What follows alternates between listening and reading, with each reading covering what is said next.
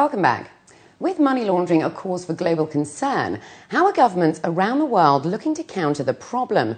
And how is this affecting international financial stability?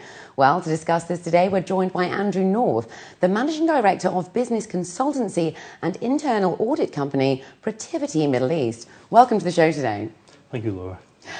Now, so give us a global overview of the money laundering business around the world. Well, just to clarify initially, Protiviti isn't involved in money laundering, of course. We're a global consultancy, and we specialise in risk and business consulting. And one of the services that we offer is to help companies combat money laundering, effectively anti-money laundering or AML. And money laundering is essentially a way of disguising the proceeds of crime to make them appear as though they come from legitimate business activities, effectively turning dirty money into clean money. Now, the scale of money laundering is huge. The IMF estimates that money laundering is up to 5% of global GDP. Wow, it's that much, isn't it? Which is about $1.5 trillion per annum.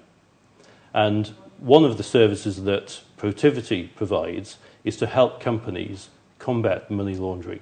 Now, we either do that on a standalone basis or as part of a larger project. For instance, we're working with an international bank at the moment to restructure their entire organisation. And that covers process improvement, corporate governance, people and technology change. And one aspect of that is to implement rigid anti-money laundering controls, policies and procedures throughout the bank and to train their staff in combating AML. So in terms of the Middle East, what are the issues facing this area of the world? Well, there are two main issues that impact regulators and business alike. Firstly, a lack of sufficiently experienced resources and staff, and also the discipline within companies to effectively monitor their money laundering programs throughout the companies. Now, Protiviti can contribute in that area, both by having our staff. We have very highly qualified, specialised staff that can share their experience with companies, and also we set up anti-money laundering controls within the organisations. The second area is a view of global investors about Middle East regulations in general. There are a large amount of companies outside of the Middle East that want to invest in the Middle East, either through strategic partnerships or joint ventures. And Protiviti Corporate Finance handles such transactions. We handle everything from valuing the company, introducing the investor, and managing the entire deal life cycle. And one of the things that gives overseas investors comfort is that Protiviti has an international reputation for integrity and objectivity. And that gives them a great deal of confidence in going into these transactions. Definitely. So tell us about some of the statistics as well as to how many cases have sort of come up within the Middle East. Well, it's actually quite difficult to get good statistics throughout the Middle East. And information is limited in what's publicly available. And we know how challenging this is because we work with other companies, such as Gulf Investment Corporation, to do analysis across the region.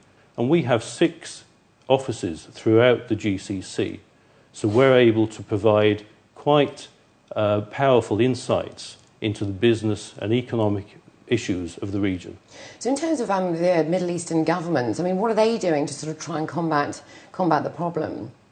Well, the government's role is twofold. They're responsible for the legislative framework, the laws that are put in place, and also supervising them. And one thing that they need to do is make sure that the laws and regulations are maintained up to date.